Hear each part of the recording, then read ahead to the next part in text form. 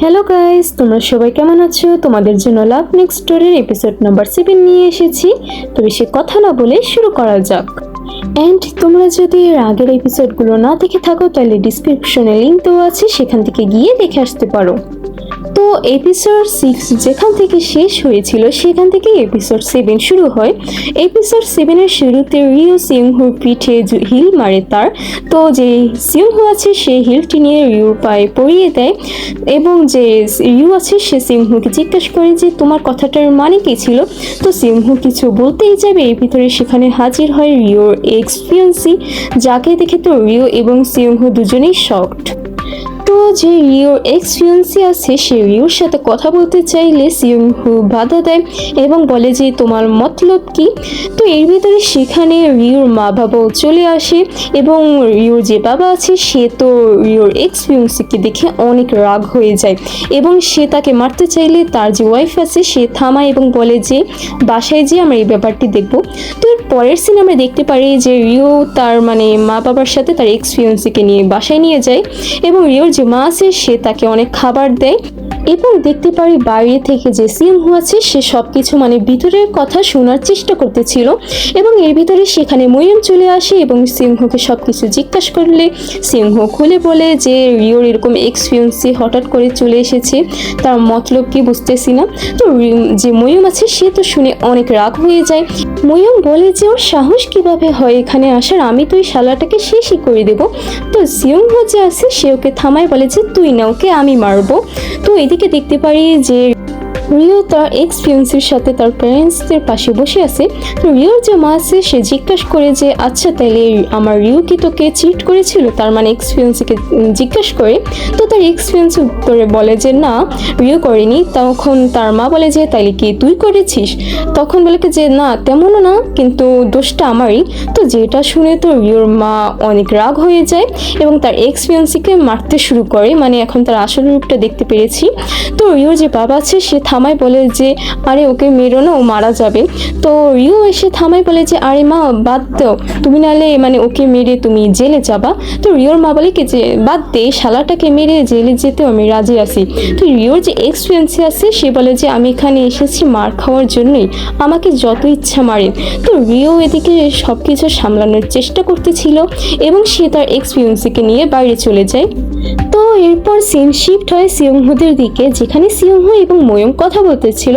তো যে ময়ূম আছে সে সিংহুকে বলে যে তোমার এইভাবে চলে আসা উচিত হয়নি, তোমার উচিত ছিল এই রিওর এক্সপিরিয়েন্সিকে মারা।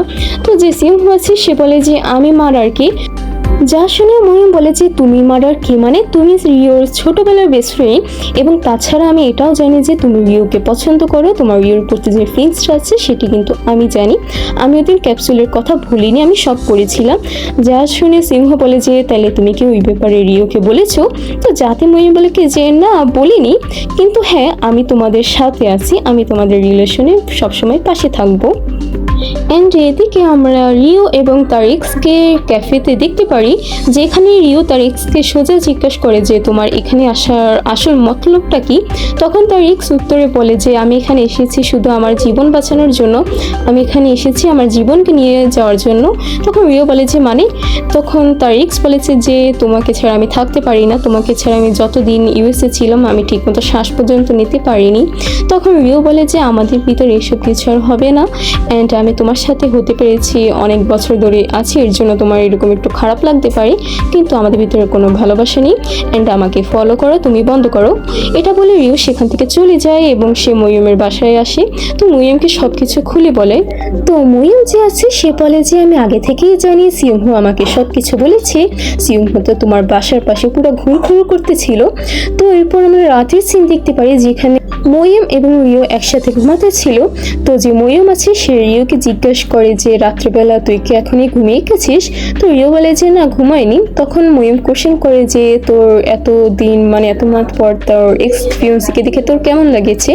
তো যার উত্তরে রিও বলে যে আমার তেমন কোনো ফিল হয়নি, অ্যান্ড তাছাড়া আমরা যে সময় রিলেশনশিপে ছিলাম সম্পর্কটা অতটা রোমান্টিক ছিল না। হ্যাঁ ওর সাথে থাকা অবস্থায় আমার ভালোই লাগতো, বাট রোমান্টিক ছিল না ও কিছুটা। যাই হোক ওর প্রতি ফিলিংস আমার তেমন জাগেনি। তো যা শুনে ময়ূর সিয়ং বলে যে ও ভালোই হয়েছে, তার মানে ওকে মারতে পারবো। তো যা শুনে রিও বলে যে মারতে পারবি মানে, বলে যে তোর যদি ওর প্রতি ফিলিংস থাকতো তাহলে তোকে মারতাম না। যা শুনে রিও হেসে দিয়ে বলে যে আরে বোকা, তুই তোকে মারলে তুই জেলে যাবি। মানে ওদের ভিতরে এরকম মিষ্টি মিষ্টি কথা হতেছিল। এরপর ওরা রাত্রে ঘুমিয়ে পড়ে। তো এদিকে দেখতে পারি যে সিয়ং হচ্ছে সে অনেক ড্রিঙ্ক করতেছিল অ্যান্ড সে তার ফোনে যে রিও আছে তার নাম্বারটি দেখতেছিল, এবং এদিকে যে রিও আছে সেও ঘুমায়নি, সে তার ফোনে সিয়ংহুর নাম্বার দেখতেছিল। মানে দুজনকে নিয়ে তারা ইমাজিনেশন করতেছিল। তো রিওর যে বাবা আছে সে সকালবেলা রিওর মাকে ঘুম থেকে উঠায়, এরপর ব্রেকফাস্ট করতে নিয়ে যায় এবং বলে যে স্পাইসি খাবার খাও, স্পাইসি খাবার খেলে রিল্যাক্স লাগবে। তো রিওর যে মা আছে সে হঠাৎ করে বলে যে আচ্ছা রিওর এক্সপিরিয়েন্স এরকম হঠাৎ করে এসেছে, মানে ও হতে পারে রিওকে এখনও ভালোবাসে, ভুলতে পারেনি, এবং তাছাড়া রিও এবং ও এক হয়ে গেলে হতে পারে ভালো হবে, মানে রিও খুশি থাকবে। যা শুনে রিওর বাবা রাগ হয়ে যায়, বলে তুমি কি বোঝাতে চাচ্ছ? তো রিওর মা বলে যে দেখো ও রিওকে বিয়ে করে ইউএসএ নিয়ে যাবে, এতে তো আমাদের মেয়েরই ভালো হবে। তো তাতে রিওর বাবা রাগ হয়ে যায় এবং বলে যে কখনোই না, ও আমার মেয়েকে মানে হার্ট করেছে, ওকে কোনোদিন আর চান্স দেবো না, এবং তাছাড়া তুমি আর ভুলে ওই শয়তানটার নাম নিবে না। তো এরপর যে রিওর মা আছে সে রিওর রুমে চলে যায় এবং বলে যে তুই কি বাড়ি যাচ্ছিস? তো রিও বলে যে হ্যাঁ। তখন রিওর মা বলে যে এইসব পরে যাবি? তো রিও বলে যে তাইলে আর কি। তখন রিওর মা রিওকে একটি সুন্দর ড্রেস দেয় এবং বলে যে তোর মানে স্কিন অনেক পেল হয়ে গেছে, একটু হালকা মেকআপ করে বাইরে যা। তো এরপর রিও বাইরে যাওয়ার পরপরই তার এক্সপিরিয়েন্সকে দেখতে পারে, এবং রিওর যে মা আছে সেগুলো মানে জানলার বাইরে থেকে লুকিয়ে দেখতেছিল, এবং আমরা দেখতে পারি রিওর মাকে তার এক্সপিরিয়েন্সই মেসেজ দিয়েছিল যে সে রিওর সাথে দেখা করতে আসছে। তো এদিকে রিও তার এক্সপিরিয়েন্সকে দেখে অবাক হয়ে যায় বাইরে, এবং এর ভিতরে সেখানে সিংহ চলে আসে এবং রিওকে বলে যে চলো তোমাকে আজকে পৌঁছে দিই তোমার কুকিং ক্লাসে। তো যাওয়ার পথে সিংহ রিওকে অনেক পচাতে থাকে যে তুই আজকে এসব কি জামা কাপড় পরেছিস, আবার গালে ওই গোলাপি গোলাপি কি দিচ্ছিস, অনেক আকলি লাগতেছে। যাতে তো রিও রাগ হয়ে যায় এবং সিংহর কোমরে মানে খামচি মারে। তো যাতে সিংহ বলে যে আরে এসব করিস না, তাইলে আমরা দুজনই পড়বো। তো এরপর সিংহ বলে যে কালকে তাইলে তোর এক্সকে দেখে তোর ফিলিংটা কেমন হলো? তো রিও এসব কোশ্চেন অনেক রাগ হয়ে যায় এবং সিংহ বলে যে দ্রুত তুই তোর মানে সাইকেল থামা। এরপর সিংহ একদম হঠাৎ করে তার সাইকেলটি থামিয়ে দেয় অ্যান্ড এরপর রিও সাইকেল থেকে নেমে সিয়ংহোর সাইকেলে কিক মেরে সেখান থেকে চলে যায়, এবং এরপর সিয়ংহো তার অফিসে চলে যায়। তো তার জ্যাকেটে মেকআপ লাগা ছিল যেটি ছিল রিওর, কারণ সে হঠাৎ করে তার সাইকেল থামিয়ে দিয়েছিল, যার কারণে রিওর মেকআপ তার পিঠে লেগে গেছে। তো যেটি দেখে তো মিয়ং অ্যান্ড লিনা গসিপ করা শুরু করে যে সকাল সকাল স্যার কি রোমান্স করে এসেছে। তো যে লিনা আছে আমি চিনি এটা কার ফাউন্ডেশনের শেড, এবং এর ভিতরে সেখানে তেইহে চলে আসে। তো মিয়ং তেইহিকে মিন করে বলে যে ওর নাকি? তো লিনা বলে যে না ওর না, এটা কার আমি জানি, এটা অন্য কারো। অ্যান্ড এদিকে সিংহ এবং তেহি কথা বলতেছিল কাজের ব্যাপারে। তো যে সিংহ আছে সে তেহিকে বলে যে তুমি অনেক চেঞ্জ হয়ে গেছো। তো সিংহ বলে যে হ্যাঁ সব কিছু তোমার জন্যই। এবং এদিকে সিনে আমরা দেখতে পাই যে দানহো আছে সে তার মেয়ে অর্থাৎ ইন্দুকে নিতে তার স্কুলে চলে যায়। তো যে ইউনদে আছে সে রাগ হয়ে যায় এবং বলে যে তুমি এখানে এসেছো কেন, তোমার অফিসের কাজ তো এখনো শেষ হয়নি। তো যে দানহো আছে সে বলে যে তোমাকে নিতে এসেছি। তো ইউনদে বলে যে আর আসবে না, তোমার অফিসের সবাই ভাববে কি আমি একটি বাচ্চা মেয়ে। তো এরপর ওরা যাওয়ার পথে দেখতে পারে যে একটি কার অ্যাক্সিডেন্ট হয়েছে, মানে কারের ভিতরে যে ব্যক্তিটি সে ড্রাঙ্ক হয়ে গাড়ি চালাতে ছিল। তো তার আশপাশে ময়ূম ছিল। তো ময়ূম সেখানে চলে আসে এবং ময়ূম একটি শপ থেকে হাতুড়ি নিয়ে সে মানে গ্লাস ভেঙে লোকটিকে বের করে, এবং এরপর লোকটিকে বের করে আনার পর সে লোকটির হার্টে পুশ করতে থাকে এবং এক পর্যায়ে লোকটির মানে জ্ঞান ফিরে যায়। তো মানে ময়ূমের এসব কাজ করার ফাঁকে ময়ূমের যে গাল আছে সেখানে কেটে যায় এবং ময়ূম ইউন্দুকে দেখে অনেক খুশি হয়ে যায়। তো এদিকে দেখতে পারে যে রিওর মা আছে সে তার বন্ধুদের সাথে ঘুরতে এসেছে। তো রিওর মার বন্ধুরা রিওর এক্সের ফিউন্সের ব্যাপারে জিজ্ঞাসা করলে রিওর মা বলে যে তোমরা জানলে কিভাবে? তো বলে যে কালকে রাতে যে এসেছিল তো সারা শব্দে আমরা বুঝে গেছি। তো এরপর কিছু কথায় কথায় রিওর মা রাগ হয়ে সেখান থেকে চলে যায়।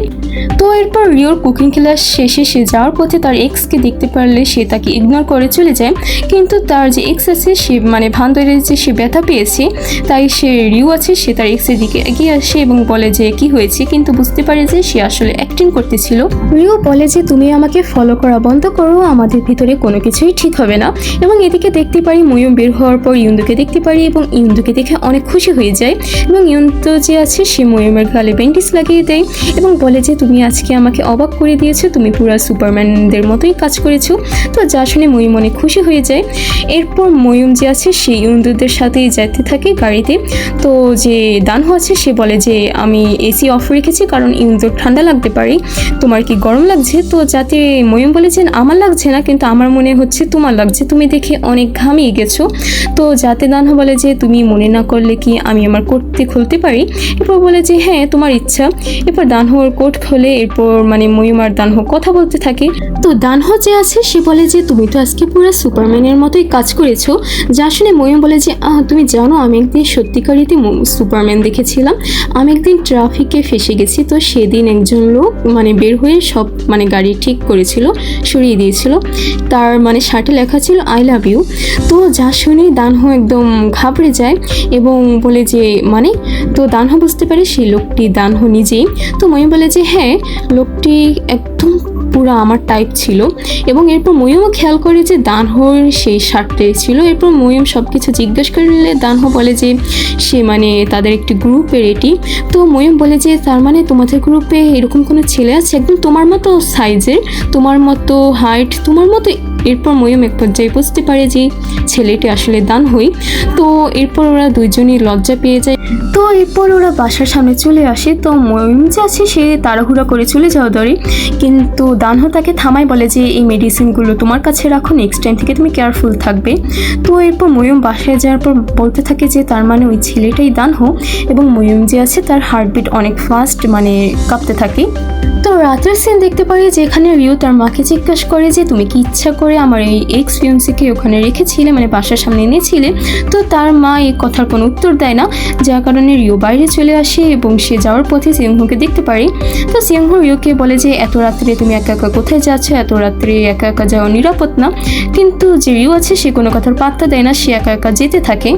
তো রিও যাওয়ার পথে মনে হতে থাকে যে রিওকে কেউ ফলো করতে আছে, যার কারণে রিও জোরে মানে দৌড় দেয়, কিন্তু দেখে যে আসলে রিওকে কেউ ফলো করতেছিল না, সেটা সিংহই ছিল।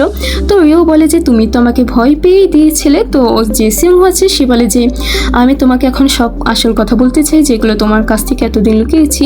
তো রিও বলে যে এখন বলো না, এখন অলরেডি আমি অনেক প্রেশারে আছি। তো সিংহ বলে যে কার ব্যাপার নিয়ে, তোমার এক্সপিরিয়েন্সের ব্যাপার নিয়ে? তখন রিও বলে যে না। তখন সিংহ বলে যে তাইলে ঠিক আছে, আমি তোমার জন্য অপেক্ষা করব, তুমি যখন চাই আমি তখনই তোমাকে সব কিছু খুলে বলবো। তো এরপর ওরা দুইজনই বাসায় চলে যায় যে যার।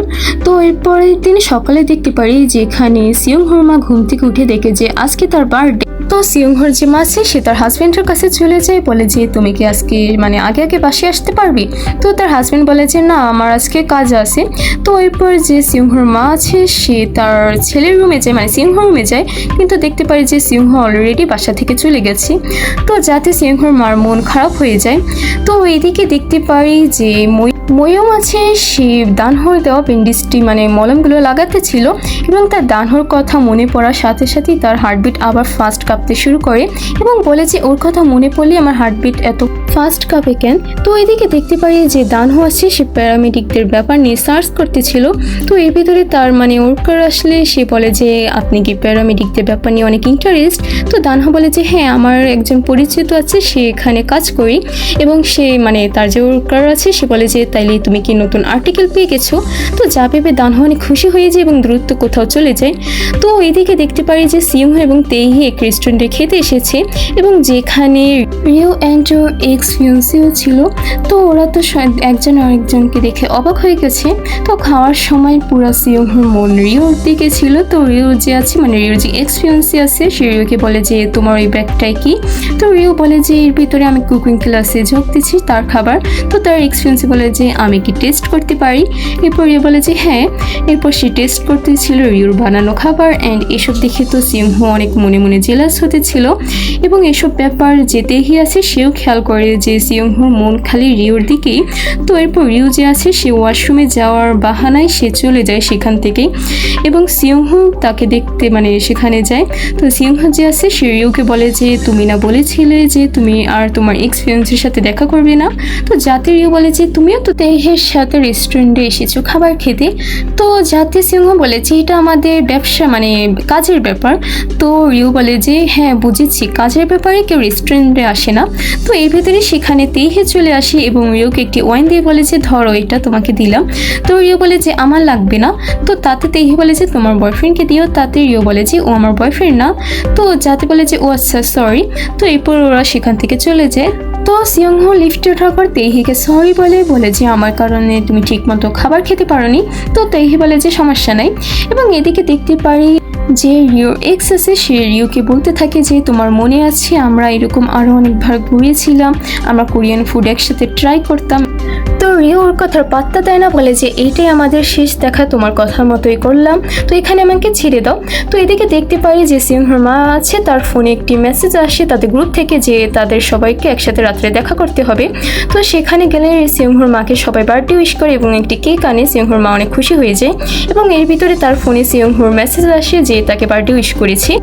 এবং এদিকে সিয়ংহোকে তাদের স্কুলের পুলে দেখতে পারি যেখানে তার প্রিন্সিপাল চলে আসলে সিয়ংহো বলে যে সে তার কন্টেন্ট জিতে গেছে, কিন্তু আমার মনে হয় না রিওর এই ব্যাপারে মনে নেয়। যেটা শুনে প্রিন্সিপাল বলে যে না, রিও প্রায়ই আমাকে কল দিয়ে তোমার ব্যাপারে জিজ্ঞাসা করতো। তো যার শুনে সিয়ংহো অপেক্ষা না করে রিওকে কল দেয় এবং জিজ্ঞাসা করে যে তুমি কই, এবং সিয়ংহো যে আছে সে রিওর উদ্দেশ্যে বের হয়ে পড়ে। তো এদিকে দেখতে পারি যে সিয়ংহোর বাবা আছে, সে সিয়ংহোর মার জন্য বার্থডে গিফট হিসেবে ফুল নিয়ে আসলে সে দেখতে পারে যে সিয়ংহোর মা যে আছে সে অন্য একটি ব্যক্তির মানে গাড়ি থেকে নেমেছে, যা দেখে তার মন খারাপ হয়ে যায়। এবং এদিকে সিয়ংহোকে দেখতে পারি যে দ্রুত রিওর কাছে যেতেছিল এবং তাদের পাস্টের সুন্দর সুন্দর কথা মনে করতেছিল তার এবং তার রিওর সাথে। এবং এরপর সিয়ংহো যে আছে সে রিওদের শপে চলে যায় এবং বলে যে আমি আর ওয়েট করতে পারছি না, আমি অনেক বছর ধরে কথাগুলো লুকিয়ে রেখেছি, যে আসলে সব কিছু আমি এখনই বলতে চাই। এবং এরপর সিয়ংহো বলে দেয় যে সে আসলে রিওকে পছন্দ করে। এবং এভাবেই আমাদের এপিসোড 7 শেষ হয়ে যায়। ভিডিওটি ভালো লাগলে লাইক, কমেন্ট অ্যান্ড শেয়ার করতে ভুলবেন না, অ্যান্ড চ্যানেলটিকে সাবস্ক্রাইব করে আমাদের পাশে থাকার অনুরোধ রইল। বাই।